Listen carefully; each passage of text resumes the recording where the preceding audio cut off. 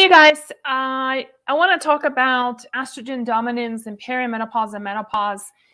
Why is it even possible that it's happening? Because if you think about it, it's like the word estrogen dominance, like you dominate an estrogen, yet you are in perimenopause when your estrogen is beginning to drop.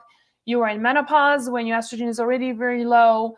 Like, what is going on here? In fact, one of the quizzes on our website is has got these seven different hormonal imbalances. And so when women take the quiz, they come on and they're like, they take the quiz and then they get the results and they email us and say, your quiz makes no sense whatsoever. It's totally badly done. And they base it on the fact that they will get the results that they are in menopause and they are low in estrogen, yet the results, the quiz shows them they also are estrogen dominant. They go like, that makes no sense. And that's a plausible, question and comment, right? Except that we do know what we were doing. And so it's actually, the quiz is correct and actually explains in the commentary, but a lot of people don't read that. So I thought I'll spend a little bit more time on this because I do so much work on estrogen dominance, and yet I feel like a lot of women, it kind of flies by them. It's not on their radar to even pick up our resources, look at our resources, because we assume, and this is partly maybe it's on us and on me and our style of marketing. So I want to kind of fix that.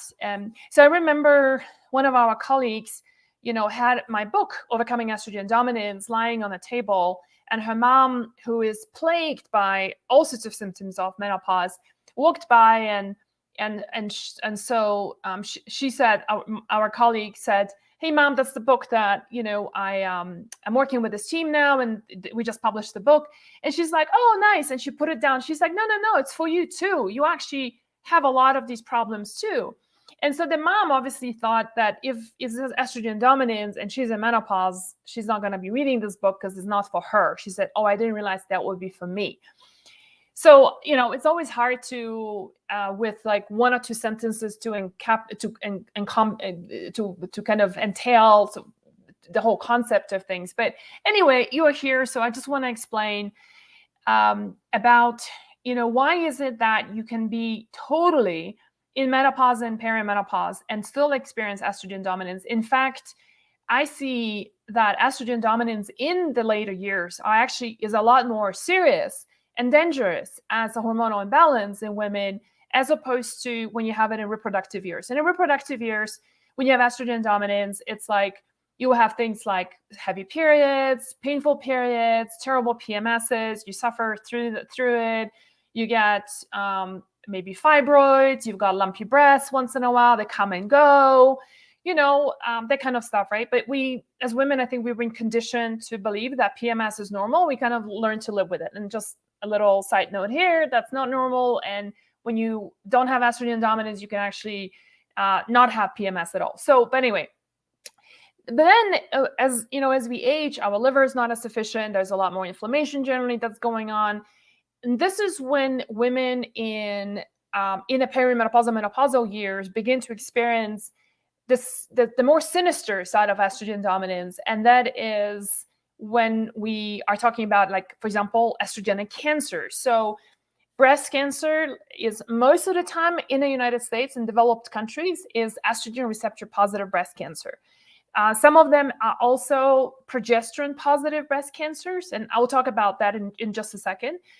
But also uterine cancer, ovarian cancer, lung cancer in non-smokers, as well as thyroid cancer are all forms of estrogenic cancer. In men, on the other hand, prostate cancer is a form of estrogenic cancer as well, most of the time. So as you can see, the average age of a woman who's got breast cancer is age 66. Is she in menopause? Most likely, yes. Is she having low estrogen? Yes. Does she have estrogen dominance? Well, she must be having it if it's estrogen receptor positive breast cancer. So I hope I've convinced you, at least from a common sense perspective, that is the case here. And I want to explain why is it possible that you are low in estrogen and yet you having these symptoms of estrogen dominance. So let's just look at first apart from those estrogenic cancers. What else is a sign, a symptom of estrogen dominance? A few other things. Fibroids, which a lot of women, even in menopause, are still experiencing. You have the kind of weight that is just like around your hips and thighs, but you just can't lose it, right?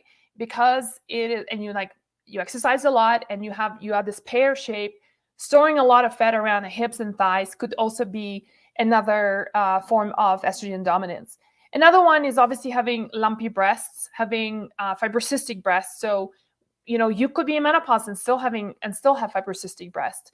For those of you who have thyroid nodules, a lot of women go and actually not enough women are getting scans of the thyroid. This is not even part of a regular treatment for thyroid patients. And it really should be, and you should be insisting on having an ultrasound down on your thyroid, just to rule out thyroid cancer or thyroid nodules, right? And monitor that as well. By the way, I had 3 thyroid nodules, 2 and 1, and my thyroid is completely cleared. It cleared when I cleared estrogen dominance.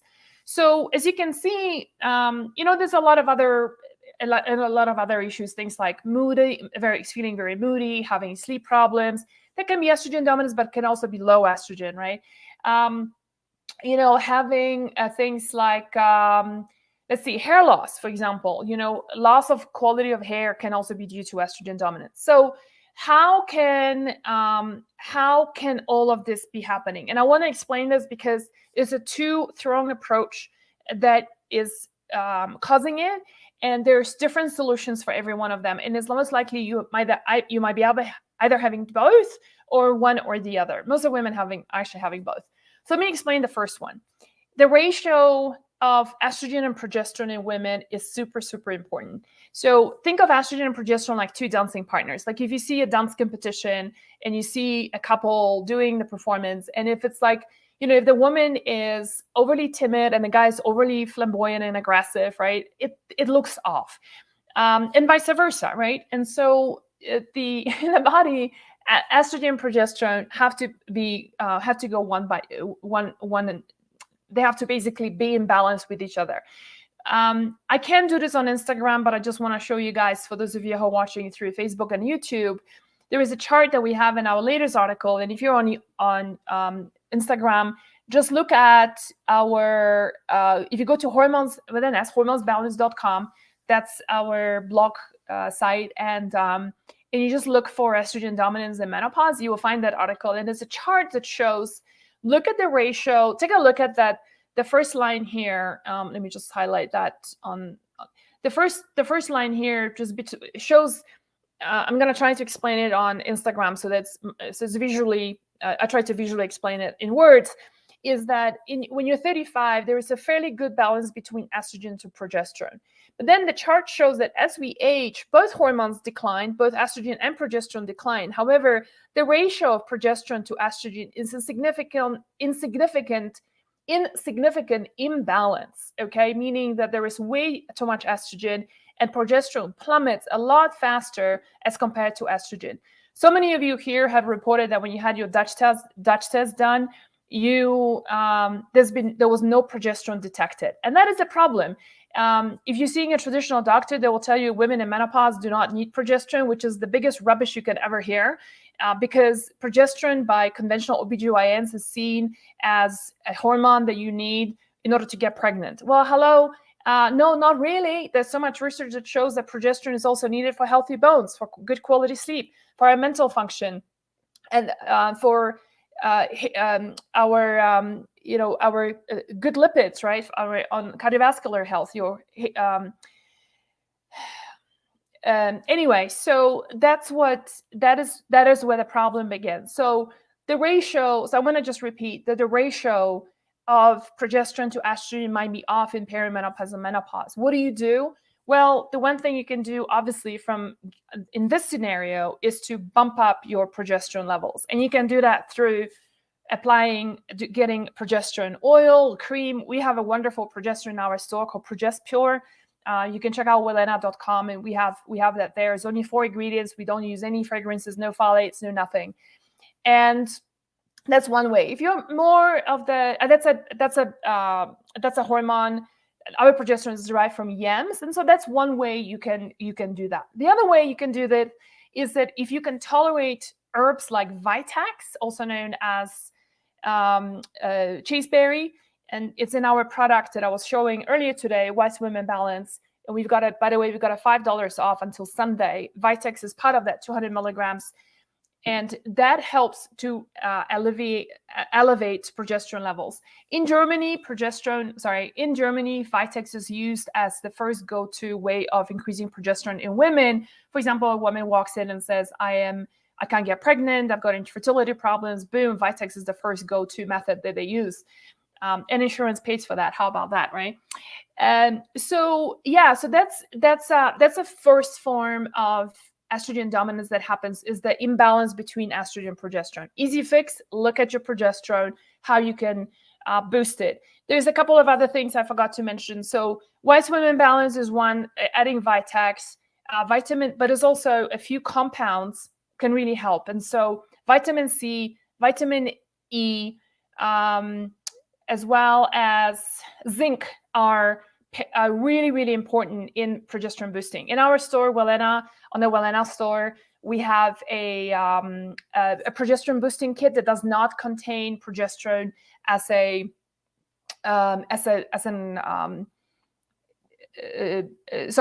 some women don't want to do progesterone as a topical for whatever reason, and so you can then take herbs in order to and those supplements in order to produce your own progesterone and stimulate your own body to produce its own progesterone. The other, so one thing my colleague Kamalani is asking me to talk about is not to demonize estrogen. So let's talk about that. One of the things about, in the name estrogen dominance, it's not a very fair name in some ways. It's super helpful. I think it just put the whole concept of estrogen dominance on a map, and finally it's got a name. But it also has done its disservice on the other hand, because a lot of women are now terrified of estrogen. For example, whenever I talk about adding flaxseed, for instance, to your food, we always get a pushback in emails and sometimes on these lives saying like, hey, I'm already estrogen dominant, I don't need more estrogen. And that is not true. I was just sharing in the previous call today that I feel like my estrogen is beginning to drop. So I've been having quite a lot of just heat waves. It's not a hot flash, I wouldn't call it, but just feeling really hot. And that's one of the symptoms of low estrogen. My sleep has also not been the greatest latest. So the best latest. So lately. So, and then I'm not sure if even my brain is super sharp right now. So that's another, that could also be due to estrogen. So we don't want to demonize estrogen because you need it in order to function well. I need it to show up here and be cognitive, for your bones to be strong, for you to sleep well, quality of skin, body temperature is not only regulated by the thyroid, but also by estrogen. All of those are really important. And so by saying that God forbid, I'm not going to touch anything estrogenic because I have estrogen dominance, you're actually doing yourself a disservice. A lot of women who are put on estrogen blockers actually go into menopause and start having a lot of menopausal symptoms without addressing actually, the whole issue of having low estrogen. So what is the issue here? And this is where it leads me to the second part of a second type of estrogen dominance you might be experiencing. And that is what we call it's what I call the ugly breakup. The ugly breakup is basically when estrogen, and specifically the estrogen we want to look at here is estrone, is then gets broken down to a dirty and a clean stream. So think a little bit about it like you see this river flowing right in front of you, and there is a bank in the middle, and then the river gets split into a clean stream and a dirty stream, okay? This bank in the middle, that's actually your liver. That does a lot of, and your gut as well. Those are the two filters, if you will, that really determine how you split those estrogens to clean estrogens versus that dirty estrogens.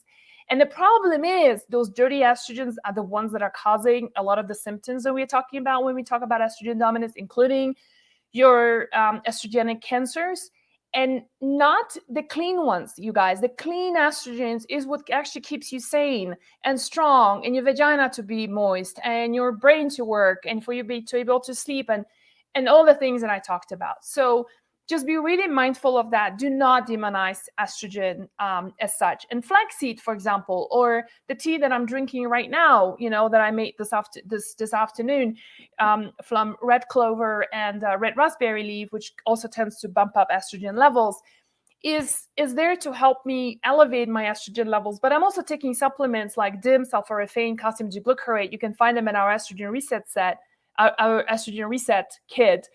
And that really helps to then take those estrogens and make sure that they're broken down in a favorable way. So let me just kind of sum it up, just in case this is a lot of information. You can be in menopause and experience estrogen dominance. How? Two ways. Your estrogen to progesterone ratio is off. How do you fix this? You bump up your progesterone level. And you can do that by, like I said, introducing progesterone, for example, cream or progesterone oil, like the one we have in our store. You can introduce Vitex. You can also supplement with zinc, vitamin E, and vitamin C, or try the seed rotation. Those are some of the methods of bumping up your progesterone levels. Second way is how you break down those estrogens into clean and dirty. Will depend largely on the health of your liver. We have a ton of articles in our liver, how to take care of your liver. But also, more immediately, the three supplements that will make a big difference is DIM, sulforaphane, and calcium D-glucarate, which you can find in our store. It's called Estrogen Reset Kit. Those are the three things that really helps to, like I said, to skew everything towards the clean estrogens and not the dirty ones. So I hope this is clear. Are you guys has this created any new realizations for you? And does it finally beginning to make sense for you?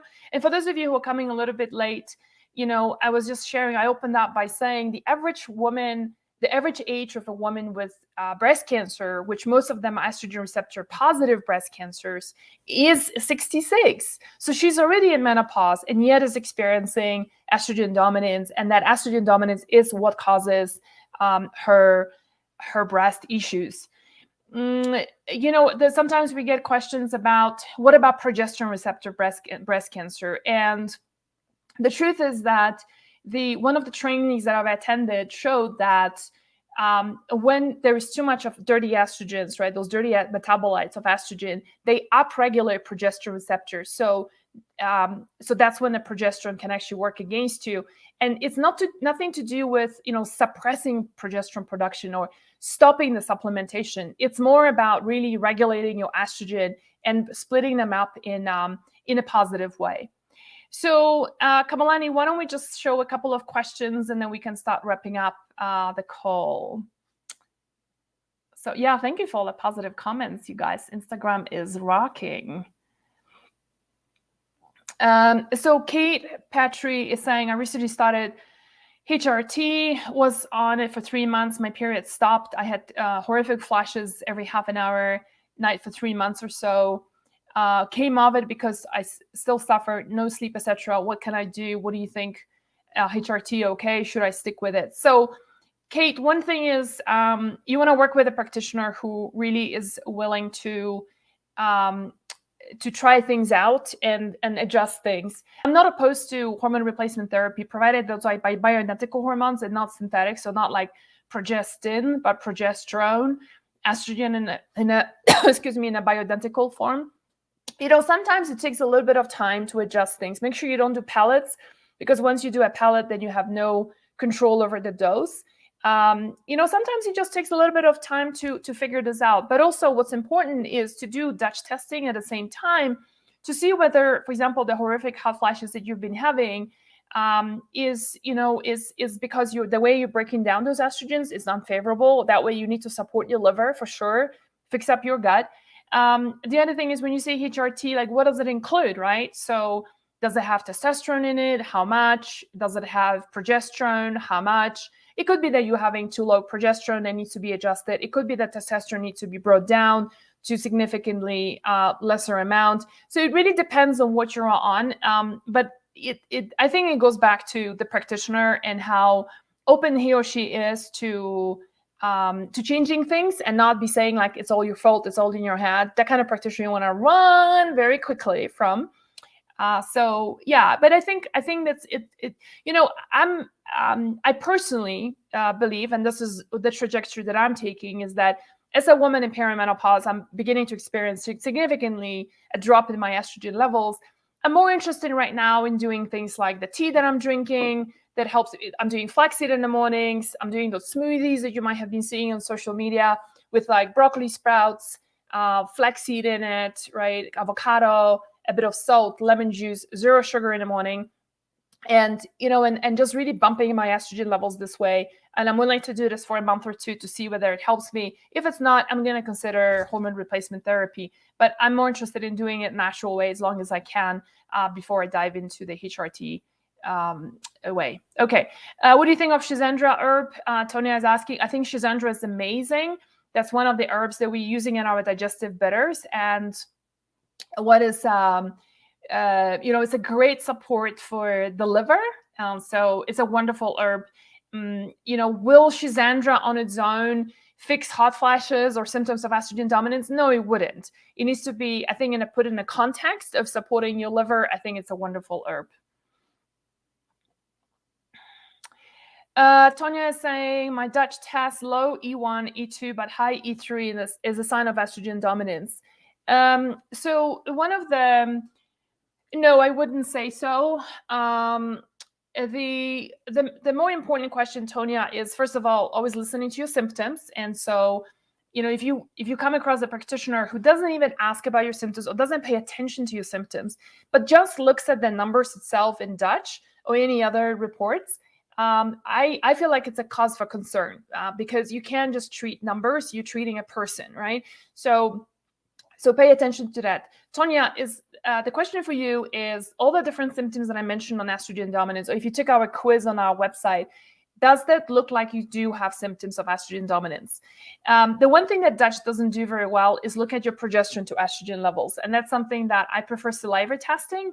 So companies like ZRT or Labrix can do saliva testing, and then you can get the ratio. You can get an understanding of the ratio. You can ask questions. Yeah, I'm gonna stay on for like 3 more minutes. So there's somebody's asking, can I ask questions? Yes, you can. Okay, let me just go over to Instagram and see.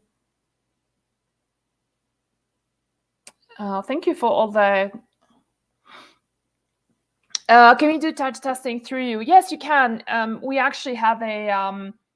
If you go to Kim, right, Coach Kim, if you go to hormonesbalance.com, hormones with an S, hormonesbalance.com, and just enter lab testing, there is a website comes out with a webinar I did with the founder of yourlabwork.com, and you can order it through that and get those discounts that we've got for our Hormones Balance community. What progesterone did you recommend staying away from?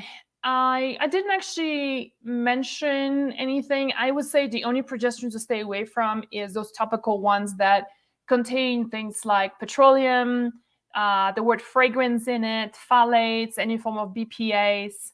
I'll stay very far away from those and just focus on really clean supplements. You can take a look at what ours includes and use that as a stick yard for high quality supplement. Okay. How long, Jenny's asking how long to reverse estrogen dominance. My issue is extremely high estrogen as well as progesterone has dropped after 45. So Jenny, it kind of, I'm sure you've heard this before. It all depends. And I hate that too. However, we do see women like literally within 2 weeks responding really well. My recommended thing, and let me just pick up a copy of my book. You guys, I forgot to pick up my book. So let me do that right now. Overcoming Estrogen Dominance is the latest book that talks about estrogen dominance. And, if you combine it with really good nutrition, and as you can see at the back of the book, we have a ton of recipes. And you do the elimination diet, which basically means that you get off dairy, sugar, reduced sugar, off gluten, and other inflammatory foods. And you do some liver support, and then couple that with the supplements. I mean, magic starts happening really quickly. if you are, for whatever reason, not able to do dietary changes and you only want to do, let's say, only do supplements, I recommend to start off with the Estrogen Reset Kit that we have on our Magdalena website. That's a really good starting point. I feel like the supplements do magic when you clean up your diet, fix up your gut, support the liver. And so there's a whole chapter on gut health. There's a whole chapter on how to support your liver as well. And all of that is going to be really working so synergistically together to help you with reversing estrogen dominance. So progesterone, I think you already heard me talk about it, how to boost your progesterone levels the natural way. So you can do it through progesterone cream or Tonya is saying, thank you for sharing this. Let's share the last one, Kamalani. No, let's do the other one. My hot flashes, this one. My hot flashes stopped after going off gluten, dairy, and refined sugar. Wee-hee! Thank you. Thank you so much for sharing. That's awesome. For those of you who are suffering from hot flashes, we have an article on hot flashes, and really it boils down to, I would say, 3 things. Low estrogen, which you can easily fix. Number 2 is inflammation, which you can easily fix by doing the elimination diet, which the whole book is based on an elimination diet, meaning we are cutting out all the inflammatory foods that we know are problematic for millions of women, meaning dairy, gluten, dairy, soy, eggs, corn, nitrate vegetables, peanuts. And so that's one. And then the third reason is blood sugar regulation. So, I posted like what's a good breakfast, and please, you guys, like, just for your own sanity and good health, do not start your day with sugar in your breakfast. We did some posts just recently on the kind of breakfast we recommend for women with hormonal issues, and starting off with savory breakfasts that are high in fiber, PFF, we call it PFF kind of breakfast, protein, fat, and fiber kind of breakfast. That's what's going to set you up for success. And that's going to be one of the ways of also getting rid of hot flashes. So yeah, Kate is asking, let me just do one more question, Kamalani, and then we'll call it a wrap. I've got another meeting after this. Katie is saying on Instagram, what day after period would you apply the progesterone cream? So you can do that like right after your period. Okay, so you do that typically 5 days after your period. If you want to emulate a whole, like a reproductive cycle, then you do it like the way your body would do it, which is from ovulation until 14 days after your period, and then until your next period. If you are post-reproductive years and you don't care about having pretending to have a cycle, you just want to feel good and you feel progesterone is helping you, you can just do that for 5 days after your period, and then start also day 6 of your cycle, and then continue until you get your cycle. Where to buy the book? You guys, that's just on Amazon. And if you're overseas, you can go to Magdalena.com, our website, and then you can get it there. The only thing is that international shipping applies, and it can be quite expensive. We don't mark it up. We just pass it on whatever USPS is giving us. Let's see. Your thoughts on Dong Quai? That's a good question. So I love Dong Quai. That's Angelica sinensis. It's a wonderful herb, quite phenomenal. A lot of times in Chinese medicine is coupled together with black cohosh for helping women with menopausal symptoms. What I have found with Dong Quai, as well as any other herbs, is that when a person is highly inflamed, and just doing herbs alone has limitations, meaning that it helps maybe temporarily, then it stops working, or it doesn't work at all, because I feel like the body just needs more support. And by changing your diet is going to be one of your more sustainable, amazing things you can do for your body. Kate Petrie is saying farmer's wife's brunch. Yeah, farmer's wife's breakfast. That's the one of the recipes that we have in the cookbook. Thank you for sharing. And for all the book love. Yay. All right. Thanks, you guys, for being here today. I hope this was helpful when I'm sharing today about the whole estrogen dominance confusion and being in menopause and perimenopause. And I hope I've given you a little bit of tools and things to think about, and most importantly, just being able to really help yourself you know, and get on this journey and feel better, because ultimately that's why you're here, right? All right, thanks everybody, and I will see you next Thursday.